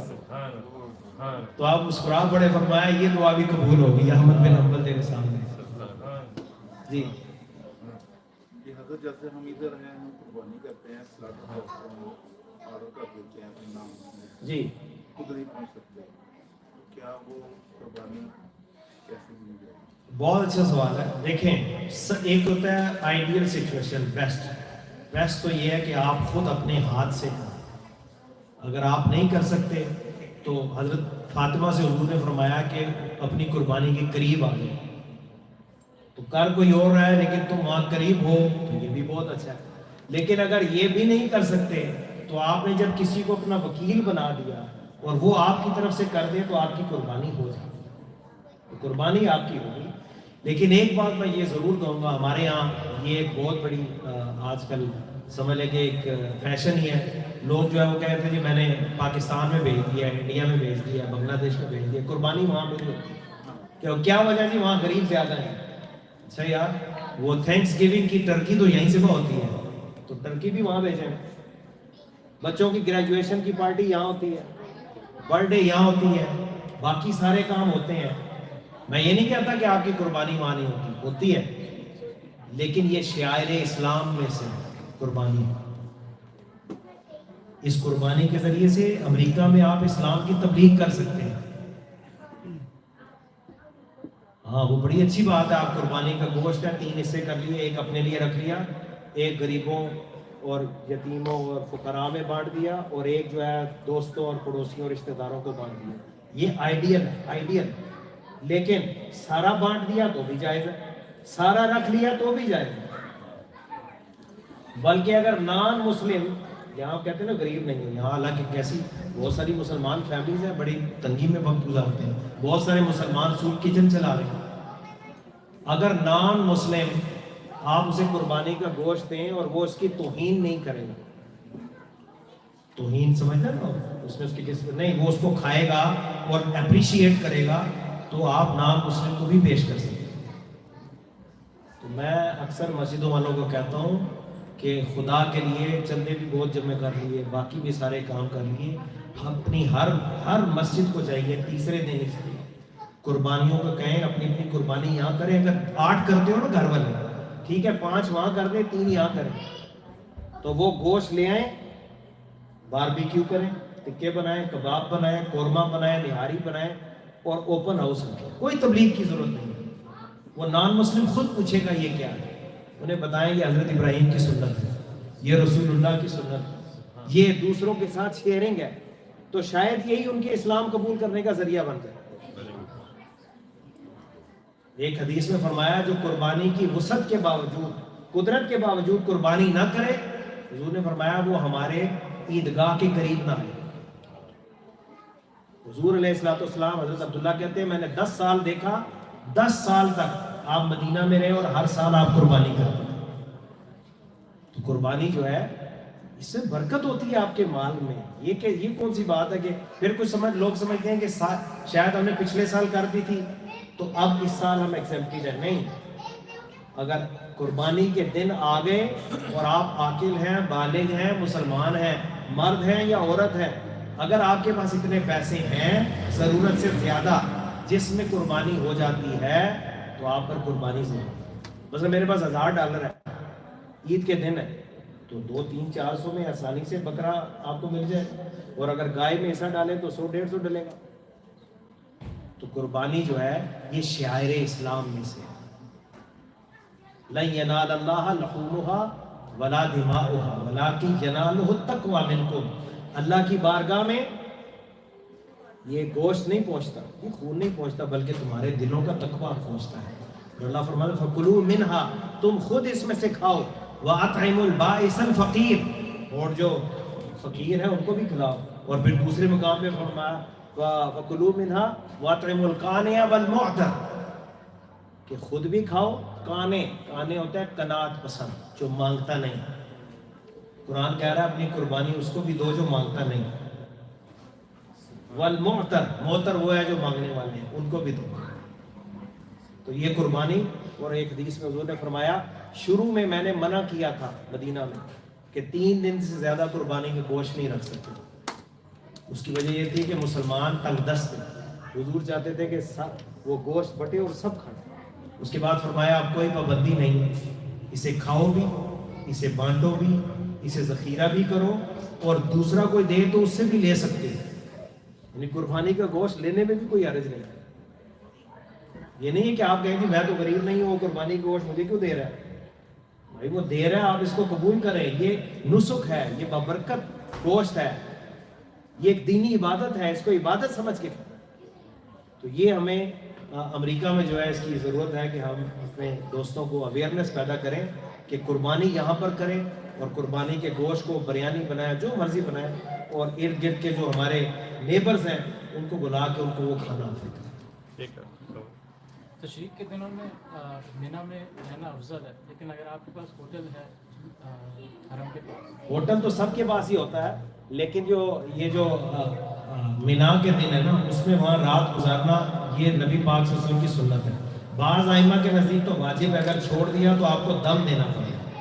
امام ابو حنیفہ رحمۃ اللہ علیہ کے نزدیک واجب تو نہیں ہے, لیکن یہ کہ سنت موقع ہے کیونکہ نبی پاک صلی اللہ علیہ وسلم نے اس کو نہیں چھوڑا.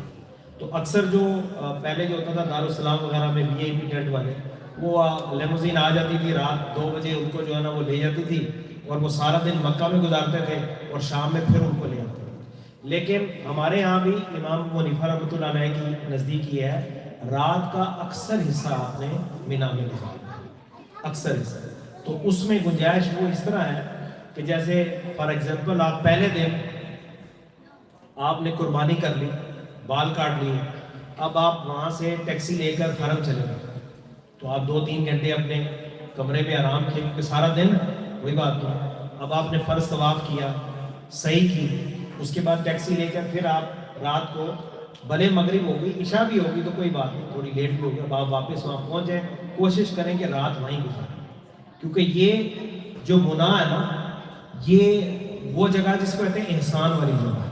تو یہاں پر اللہ تعالیٰ اپنے بندوں پر احسان کرتا ہے. یہاں پر اللہ مشعر الحرام اس کی ایک اپنی وہ ہے. تو کوشش یہ کی جائے کہ ان کو اسکپ نہ کیا جائے. ہاں کوئی بہت ضعیف ہے, بیمار ہو گیا, بہت ویک ہے, خواتین کوئی ویلڈ ایکسکیوز ہو تو اس میں اگر کوئی کر بھی لے تو چلے, کوئی گنجائش نکلتی ہے. لیکن عام لوگوں کو سنت کو زندہ رکھنا ہے, کیونکہ حضور فرما رہے ہیں خذوا عنی مناسککم, کہ اپنے مناسک جو حج کے ہیں وہ مجھ سے سیکھیں. تو جس طرح نبی پاک صلی اللہ علیہ وسلم نے کر کے دکھایا, دیکھیں نا 5 دن کے یہ آپ کا ٹرائل ہے, یہ آپ کی ہارڈ شپ ہے, کیونکہ حضرت عائشہ کو حضور نے فرمایا تھا کہ ان اجروں کی علی قدر نفقتک و نسک, فرمایا تمہارا اجر تمہارا جتنا خرچہ ہوگا اور جتنی مشقت ہوگی اسی کے برابر ہے. تو جتنی مشقت زیادہ ہوگی, جتنا اس پر آپ کا انفاق اور خرچ زیادہ ہوگا اتنا ہی زیادہ اجر ہوگا. یہ لوگ وی آئی پی پیکج لیتے ہیں. نہیں وہ انفاق تو پھر دوسرا ہو گیا نا. انفاق میں جو آپ کے ساتھ لوگ ہیں نا, اچھا میں نے حیرانی کی بات ہے, یہاں ہم رہتے ہیں, کہیں کھانا کھانے جاتے ہیں, ٹپ بھی دیتے ہیں, سب کچھ کرتے ہیں, لیکن وہاں جب جاتے ہیں نا تو ہم ٹپ بھی بھول جاتے ہیں, باقی جو اچھی جتنی چیزیں یہاں کی ہیں نا وہ ساری بھول جاتے ہیں. تو بھائی بعض اوقات آپ کے ساتھ آپ کے ساتھی ہیں, تو کسی کو اگر آپ نے چائے پانی کا کسی چیز کا, یقین کریں میں حیران, مجھے یقین نہیں آتا کہ کوئی شخص, ایک آدمی آپ کے ساتھ ہے, وہ حج پہ آیا ہوا ہے, تو اگر آپ نے کسی دن اس کو چائے یا جوس یا کھانا یا اس کو کپڑے کا ایک جوڑا دے دیا تو کیا ہو جائے گا. جو دل جیتنے والی بات ہے نا, جو امت کو امت بناتی ہے, جو ایک دوسرے کا کیا کہتے ہیں غم بانٹنے کا جو کانسیپٹ ہے وہ ختم ہوتا جا رہا ہے. ذرا سوچیں, یہ وہی منی ہے جاہلیت کے ایام میں حضور آتے تھے یہاں دین کی تبلیغ کے لیے, کیونکہ مکہ میں تو بات نہیں سنتے تھے, تو حضور آتے تھے شاید یہ جو حج پہ لوگ آئے ہیں ان میں سے کوئی میری بات سن لے اور دین کا پیغام پھیل جائے. تو یہ مدینہ کے لوگ اسی طرح پہلے سال 12 تھے, پھر اس کے بعد وہ 70 ہو گئے, اور پھر اس طرح وہ مدینے کی ہجرت کا جو ہے وہ سلسلہ.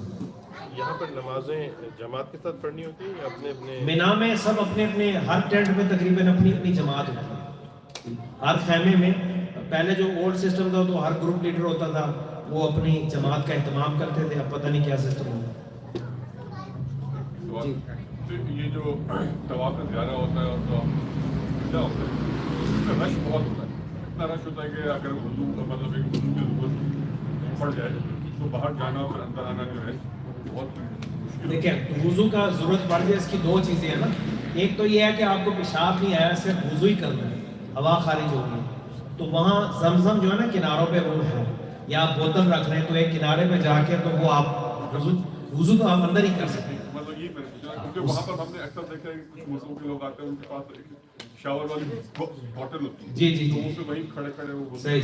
نہیں وہ بہتر یہ ہے کہ وہ جگہ کو آپ متلوث نہ کریں, تو وہاں کناروں پہ جو زمزم لگا ہوا ہے نا, تو وہاں پر آپ آسانی سے جا کے وضو کر سکتے ہیں. صرف وضو تو ہو سکتا ہے.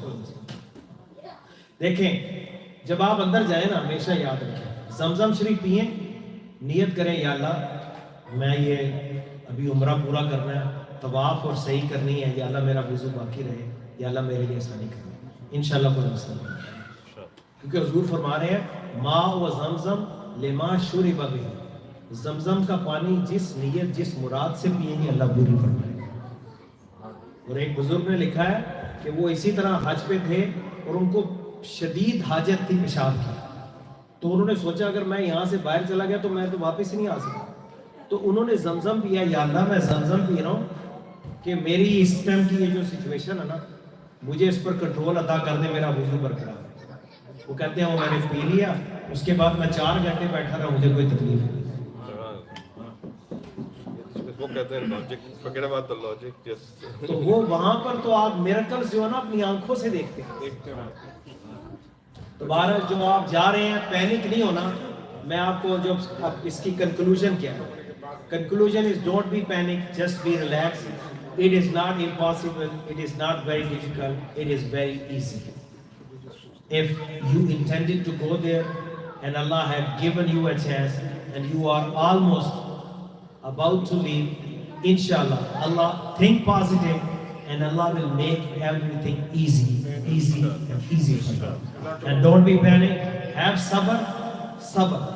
Kyunki ye sabr jo hai during entire journey, that is the most important. Have patience, because when we go from here we think, oh, we from America, why this is happening this. We are going in different country, different people, different mindset, so we have to keep everything in our mind. تو اب یہ نہ سوچے کہ جس طرح یہاں بس میں کیوں لگے گی اور وہاں پہ بھی ایک دم آپ جائیں گے اور کیوں لگ جائے گی، نہیں. تو بس تھوڑا سا اپنے آپ کو یہ کوشش کرنی ہے اور دعا کرنی ہے، یا اللہ مجھے صبر دو، یا اللہ مجھے صبر کرنا ہے، غصے میں نہیں ہے. جزاک اللہ. دعا فرماتے ہیں. سوری کا سوال لے لیں جلدی سے. مینا میں ہم نماز قصر پڑھتے ہیں جی قصر الگ نماز کتنے دن مینا میں؟ مینا میں بھی عرفات میں جی مینا، عرفات، مزدلفہ you will pray the قصر نماز انشاءاللہ. whether you praying with جماعت اور whether you praying alone. یہ جماعت کے ساتھ تو نہیں ہوگی؟ جی جماعت کے ساتھ ہوگی. جماعت ہوتی ہے سم ٹائم، جیسے گروپ ہوتا ہے نا، جیسے آپ ٹینٹ میں ہیں تو ہم 100 لوگ ہیں یا 20 لوگ ہیں، تو ان میں سے ایک بندہ پہلے بھی ہوتا تھا، ایک گروپ لیڈر ہوتا تھا. جیسے میں آج گروپ کے ساتھ ہوں تو ہم کہتے تھے چلو بھائی ایک بندہ اذان پڑھے گا، میں نماز پڑھا دوں. تو اسی طرح اگر ان میں کوئی بندہ ہے جو نماز پڑھا سکتا ہے تو ایک کھڑا ہو جائے گا اور جماعت کے ساتھ نماز پڑھے، تو جماعت کا ثواب 27 ٹائمز 27 گنا زیادہ سے. جزاک اللہ. دعا فرمائیں کیونکہ مغرب بالکل سر پہ آ گئی. آمین. الحمدللہ رب العالمین والصلاۃ والسلام علی سیدنا المرسلین. ربنا آتنا فی الدنیا حسنة وفی الآخرة حسنة وقنا عذاب النار. اللهم احسن عاقبتنا في الامور كلها واجرنا من خزي الدنيا وعذاب الاخره. اللهم انا نعوذ بك من زوال نعمتك وتحول عافيتك وفجاءة نقمتك ومن جميع سخطك من جهد البلاء ودرك الشقاء وسوء القضاء وشماتة الأعداء.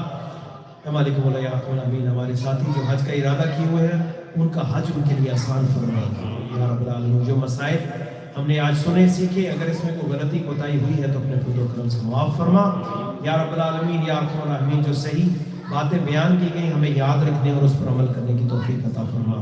ہم سب کو حج مبرور عطا فرما، حج مقبول عطا فرما. نبی کریم صلی اللہ علیہ وسلم کے روضہ اطہر پہ حاضری نصیب فرما. رسول اللہ صلی اللہ علیہ وسلم کی شفاعت نصیب فرما. مقدس مقامات کی زیارت نصیب فرما. ہماری جملہ حاجتیں پوری فرما. مسجد کے امام صاحب اور انتظامیہ جتنے بھی کمیونٹی کے افراد یہاں آئے ہیں سب کا آنا اپنی بارگاہ میں مقبول و منظور فرما. سب کی دعاؤں کو شرف قبولیت عطا فرما. ہر وہ خیر جو تجھ سے تیرے نبی نے مانگی وہ ہمیں عطا فرما. ہر وہ شر جس سے تیرے نبی نے پناہ مانگی اس سے ہمیں محفوظ اور معمول فرما. ہمیں مسجدوں کو آباد کرنے والا بنا دے. ہمارے آنے والی نسلوں کو سچا پکا مومن بنا دے اور عشق رسول کی دولت ان کو عطا کر. یا رب بالمصطفیٰ بلغ مقاصدنا واغفر لنا ما مضى واصل کرنا. وصلی اللہ تعالی علی خیر خلقہ محمد و آلہ وصحبہ اجمعین برحمتک.